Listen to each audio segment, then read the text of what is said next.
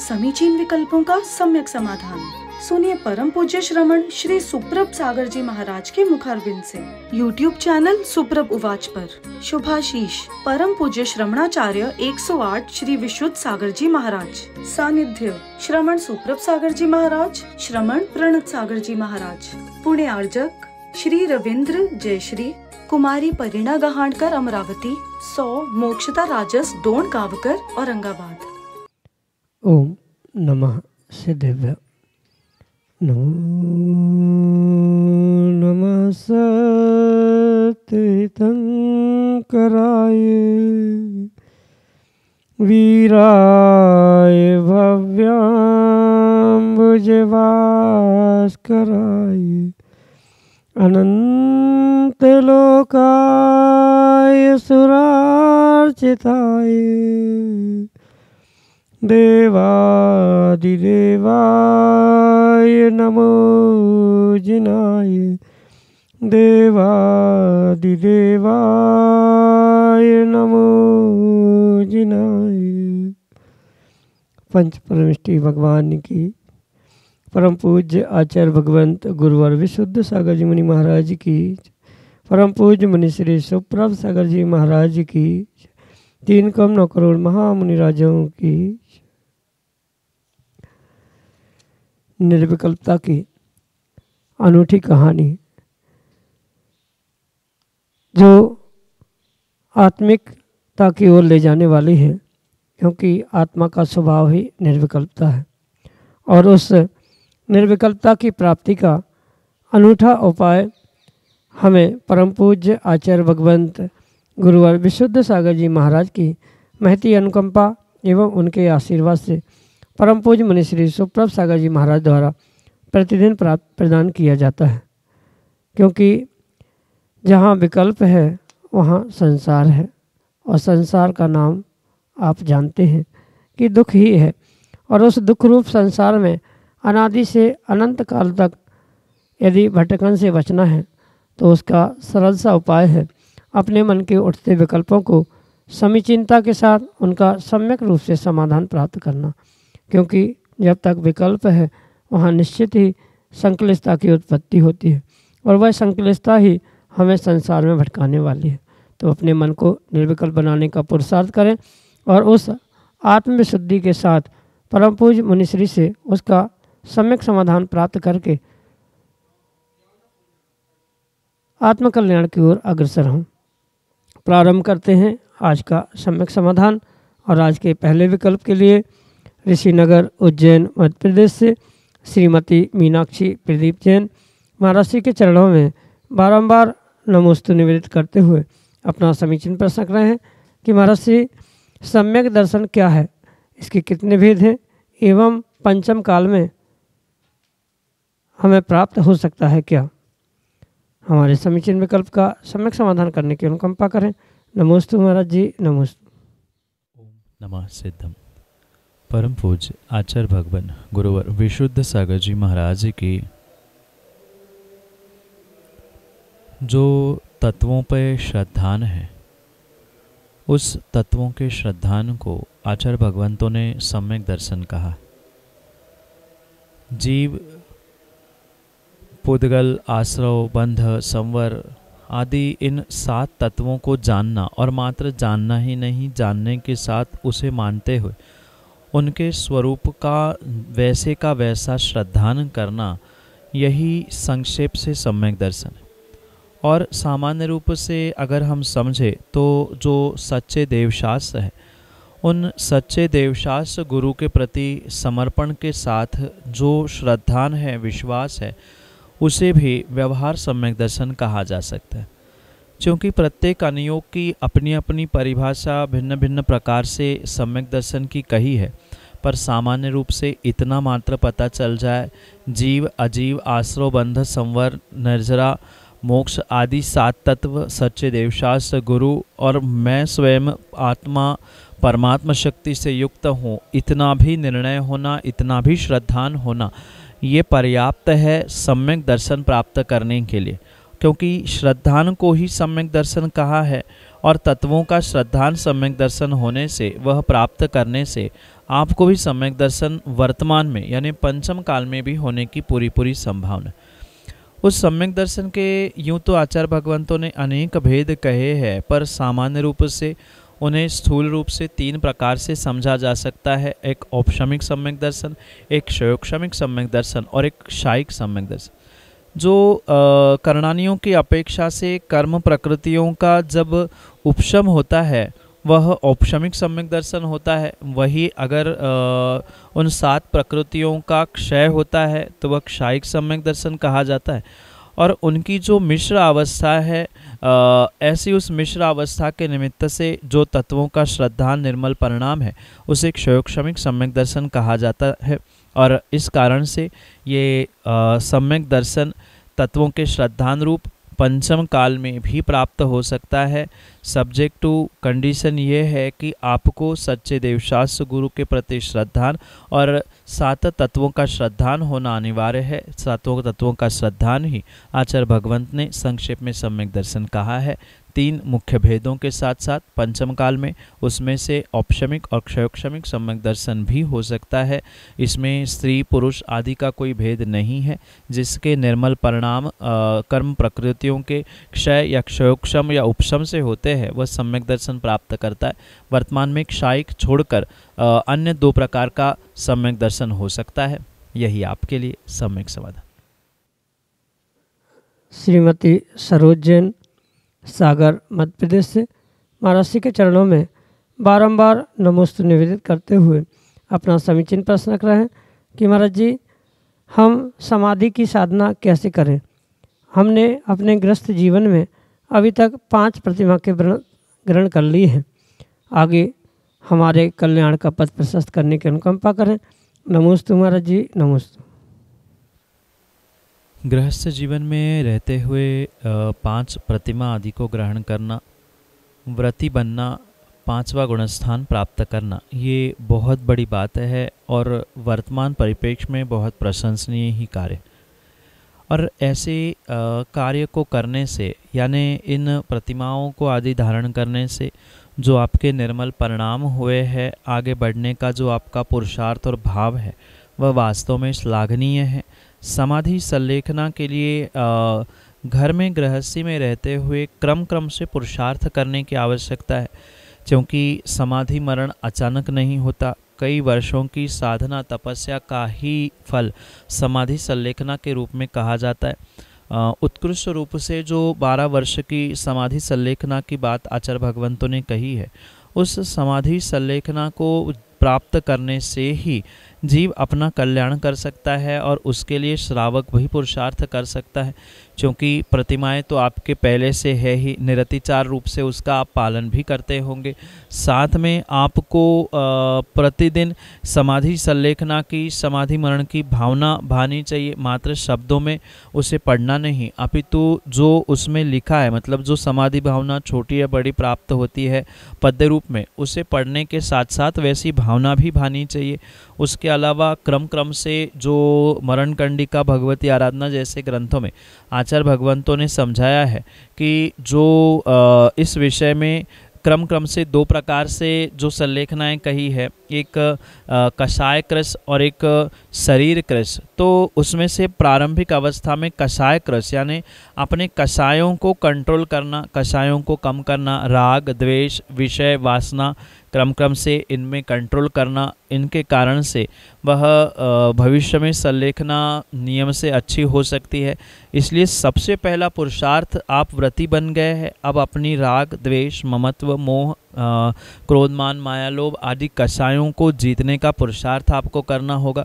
जितना कषायों पर कंट्रोल होगा, ममत्व राग द्वेष छूटेगा, उतना ही स्वयं से शरीर के प्रति और शरीर के संबंधियों के प्रति ममत्व मोह दूर होने के कारण से धीरे धीरे भोजन आदि का भी क्रम, जैसा आगम ग्रंथों में लिखा है, कम करते जाना। हरि का रस आदि का सेवन करने का संकल्प करना, इतने महीने बाद इतना कम करते करते जब अंतिम स्थिति तक पहुँचेंगे तब साक्षात निर्ग्रंथ गुरु के सन्निधि सानिध्य को प्राप्त करते हुए उन दोषों को यानी अभी तक लगे हुए अतिचारों को प्रायश्चित प्रतिक्रमण के माध्यम से स्वच्छ करते हुए फिर निर्यापक गुरु भगवंतों के चरणों में, किसी आचार्य किसी मुनि भगवंतों के चरणों में उन्हें निर्यापक बनाते हुए अपने जीवन का संलेखना समाधि का लक्ष्य प्राप्त करने का प्रयास करें। यही आपके लिए सम्यक समाधान। अजय जैन ललितपुर उत्तर प्रदेश से महाराज जी के चरणों में बारंबार नमोस्तु करते हुए अपना समीचीन प्रश्न रख रहे हैं कि महाराज जी, अगर कोई व्यक्ति अस्वस्थ है और हम उसके लिए प्रार्थना करें तो क्या हमारी भावनाओं से उसके स्वास्थ्य में लाभ हो सकता है? हमारे समीचीन विकल्प का सम्यक समाधान करने की अनुकंपा करें। नमोस्तु महाराज जी, नमोस्तु। किसी दूसरे के लिए प्रार्थना करने से सामने वाले को उसका फल मिले ना मिले ये उतना आवश्यक नहीं है, पर जो अस्वस्थ व्यक्ति के लिए स्वस्थ होने के लिए भावना भा रहा है, उस व्यक्ति का स्वयं का तो बहुत कुछ स्वास्थ्य लाभ कह दे या उसके लिए तो बहुत सारा पुण्य का आश्रय वह स्वयं कर ही रहा। क्योंकि आचार्य भगवंतों ने कहा है, जो दूसरे व्यक्तियों के लिए या स्वयं के लिए अच्छे भाव रखता है, अच्छी भावनाओं को बनाता है, किसी प्रकार से जो अस्वस्थ व्यक्ति है वह जल्दी स्वस्थ हो जाए, इस भावना के साथ साथ जो साता वेदनी कर्म का आश्रय जीव स्वयं के लिए करता है, उसके निमित्त से वो आने वाले समय में स्वस्थ रह सकता है, इसकी पूरी पूरी गारंटी है। सामने वाले व्यक्ति के प्रति यानी उसके प्रति आस्था, श्रद्धा और भावना से जो स्वास्थ्य लाभ की इच्छा आपने की है, वह तभी संभव हो सकती है जब सामने वाले व्यक्ति का तद्जन्य पुण्य होगा, उसके असाता वेदनी का क्षय होते हुए या असाता वेदनी उपशम को प्राप्त होते हुए साता वेदनी तीव्रता से उदय में आ रही है, उस सामने वाले व्यक्ति का तीव्र पुण्योदय है, तो ही उसके लिए ये दुआएं काम कर सकती है। जबकि आगम तो यही कहता है, दवाइयाँ भी उस अस्वस्थ व्यक्ति के लिए तभी कार्यकारी होती है जब अंतरंग में उसके साता वेदनी का उदय होता है। ऐसे ही आप कितना ही किसी के लिए प्रार्थना करते रहना, भावना भाते रहना, उसका सामने वाले का अच्छा हो ना हो, पर भावना भाने वाले का, प्रार्थना करने वाले का नियम से अच्छा ही होगा। अगर उसने वास्तव में अच्छे भावों के साथ साथ ऐसा पुरुषार्थ किया है, सामने वाले के स्वास्थ्य लाभ के लिए पुरुषार्थ भावना भाई है, तो उस व्यक्ति का तो नियम से अच्छा होना ही है। उनके लिए प्रार्थना करना, जो अस्वस्थ है, आपके श्रद्धा के स्थान हैं या घर में भी कोई बुजुर्ग व्यक्ति क्यों ना, उनके लिए भावना भाने में, प्रार्थना करने में दोष नहीं है, ये पुनः ध्यान रखें। पर भावना भाने पर या प्रार्थना करने पर सामने वाले का अच्छा हो ही, ये कोई अनिवार्य नहीं है। आपकी भावना जो आपने संप्रेषित की है, उसकी वर्गणाएं, उसका संप्रेषण, उसका एक प्रभाव सामने वाले पे पड़ेगा ज़रूर, पर वह सर्वथा ठीक हो ही जाए ये आवश्यक नहीं है। ये तभी संभव है जब सामने वाले का पुण्य भी उदय में होगा, साता वेदनी उदय में आएगा, तो ही ये सब कुछ संभव है। पर आपको अपना पुरुषार्थ अपने लिए और सामने वाले का भी हित हो, इस भावना से करते रहना ही चाहिए। संप्रेषण से भी बहुत कुछ कार्य होने की संभावना है। यही आपके लिए सम्यक समाधान। साक्षी जैन टीकमगढ़ मध्य प्रदेश से महाराज जी के चरणों में बारंबार नमोस्तु निवेदित करते हुए अपना प्रश्न कर रहे हैं कि महाराज जी, अगर हम कोई नियम लेते हैं, किसी चीज़ का त्याग करते हैं और वह कभी गलती से हमारे उपयोग में आ जाती है, तो क्या हमें उसका क्या दोष लगता है एवं उसके प्रायश्चित के रूप में हमें क्या करना चाहिए? हमारे समीचीन विकल्प का सम्यक समाधान करने की अनुकंपा करें। नमोस्तु महाराज जी, नमोस्तु। जिस वस्तु का आपका त्याग है, वह वस्तु अगर उपयोग में, उपभोग में, ग्रहण करने में आ गई है, तो उसे आगम में आचार्य भगवान ने अनुप्य सेव का सेवन, मतलब जिसका त्याग किया है, उस प्रत्याख्यान की हुई वस्तु का सेवन करने के निमित्त से उस व्यक्ति को दोष लगेगा, ये अवश्य कहा है।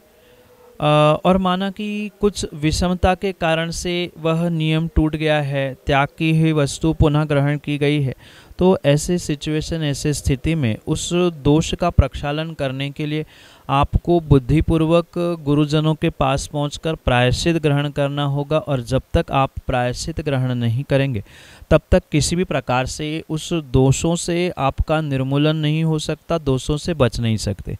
इसलिए जब हमें पता चल गया है कि हमसे गलती हुई है, त्याग की गई वस्तु का सेवन हो चुका है, तो ऐसी स्थिति में आप तुरंत ही उसके लिए गुरुजनों के पास पहुंचकर प्रायश्चित ले।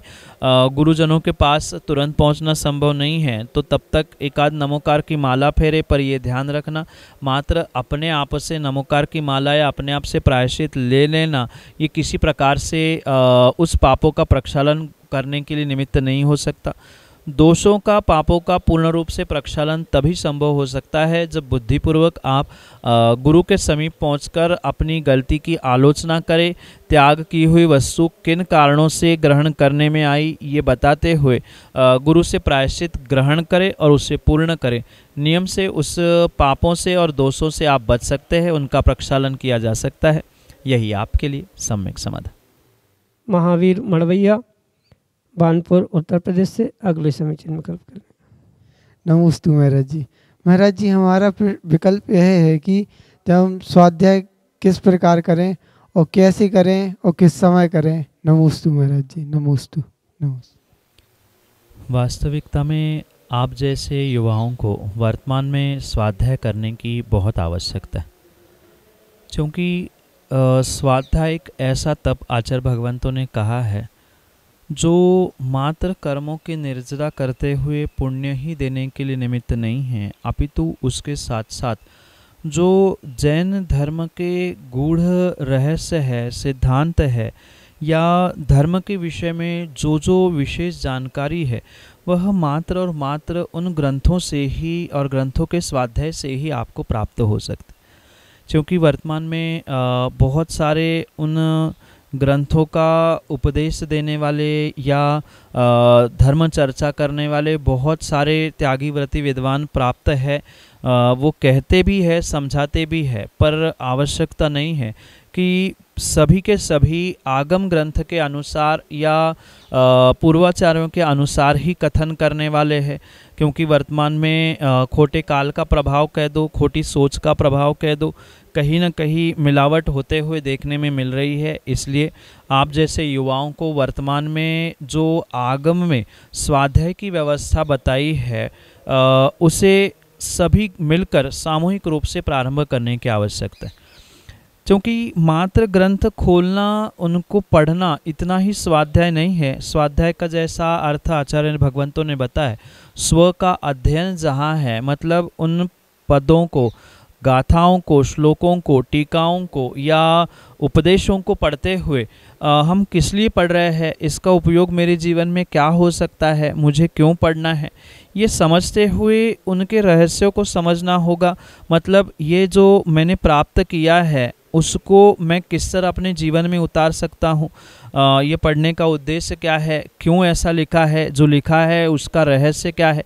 स्वयं को नहीं समझ में आया तो गुरुजनों से पूछना, जिसके माध्यम से वह जिनागम के रहस्य आपको समझ सकते हैं। धर्म क्यों करना, किस लिए करना, स्वाध्याय करने से क्या फल मिलता है, पूजन पाठ का क्या फल है, आदि बहुत सारे रहस्य उन जिनागम के ग्रंथों में पूर्वाचार्यों ने लिखे हैं। तो उसका अध्ययन करने से, उसका चिंतन मनन करने से ही वास्तविकता में वह स्वाध्याय पूर्ण हो सकता है। जबकि आचार्य भगवंतों ने 5 प्रकार के स्वाध्याय अवश्य कहे हैं। धर्मोपदेश सुनना, ये भी स्वाध्याय है। जो याद है उसे पुनः पुनः रिपीट करना, रिवाइज करना, ये भी एक स्वाध्याय का भेद कहा है। प्रश्न पूछना, जैसे यहाँ आपने प्रश्न पूछा, आपको उत्तर मिला, तो इसे सुनना, प्रश्न पूछकर उत्तर प्राप्त करना गुरुजनों से, ये भी एक स्वाध्याय का भेद है। तो इन सभी स्वाध्यायों में सर्वश्रेष्ठ अगर कुछ वर्तमान में है तो पूर्वाचार्यों के ग्रंथों को पढ़ना है। और उन ग्रंथों को पढ़ने के लिए जो नियत समय कहा है, उन नियत समयों में ही द्रव्य, क्षेत्र, काल और भाव, इन सबकी शुद्धि के साथ ही उन ग्रंथों को पढ़ना चाहिए। भले ही कठिन ग्रंथ समझ में नहीं आए, पर प्रथमानुयोग के भी ग्रंथों को अगर आप पढ़ेंगे तो भी बहुत कुछ रहस्य आपको समझ में आएगा। जैसे धर्म परीक्षा एक बहुत अच्छा ग्रंथ वर्तमान के युवाओं के लिए आचार्य अमित गति स्वामी ने दिया, प्रदान किया है, जिसमें जैन धर्म के रहस्य बताए हैं, जैन धर्म वास्तव में है क्या, क्यों जैन धर्म का पालन करना चाहिए, इनके पीछे के कारण क्या है, ये सब कुछ बहुत अच्छे से वर्तमान के युवाओं को समझने की अपेक्षा से तार्किक दृष्टि से लिखा है, तो उसे समझना पढ़ना बहुत आवश्यक है। इसके अलावा उनको पढ़ते समय कुछ जिज्ञासा उत्पन्न हो जाए तो बहुत सारे समाधान वर्तमान में मिलते हैं ऑनलाइन, उससे आप अपने स्वाध्याय की, अपनी जिज्ञासाओं की, अपने विकल्पों की समाधान के रूप में शांति कर सकते हैं। ये एक बहुत अच्छा उपक्रम वर्तमान में प्रारंभ हुआ है, इसलिए आप जैसे युवाओं को स्वाध्याय के माध्यम से अपने ज्ञान में वृद्धि करने के लिए और अपने पुण्य प्राप्ति के लिए बहुत अच्छा एक उपक्रम सामूहिक रूप से करें, बहुत अच्छी बात है। नहीं तो कम से कम व्यक्तिगत रूप से इन ग्रंथों का स्वाध्याय करना अवश्य ही प्रारंभ करें, जो कर्मों के निर्जरा और आपके ज्ञान वृद्धि के लिए निमित्त बन सकता है। यही आपके लिए सम्यक समाधान। समीचीन विकल्पों का सम्यक समाधान सुनिए परम पूज्य श्रमण श्री सुप्रभ सागर जी महाराज के मुखारविंद से। YouTube चैनल सुप्रभ उवाच पर शुभाशीष परम पूज्य श्रमणाचार्य 108 श्री विशुद्ध सागर जी महाराज। सानिध्य श्रमण सुप्रभ सागर जी महाराज, श्रमण प्रणत सागर जी महाराज। पुणे आर्जक श्री रविंद्र जयश्री, कुमारी परिणा गहाणकर अमरावती, 100 मोक्षता राजस डोन गावकर औरंगाबाद।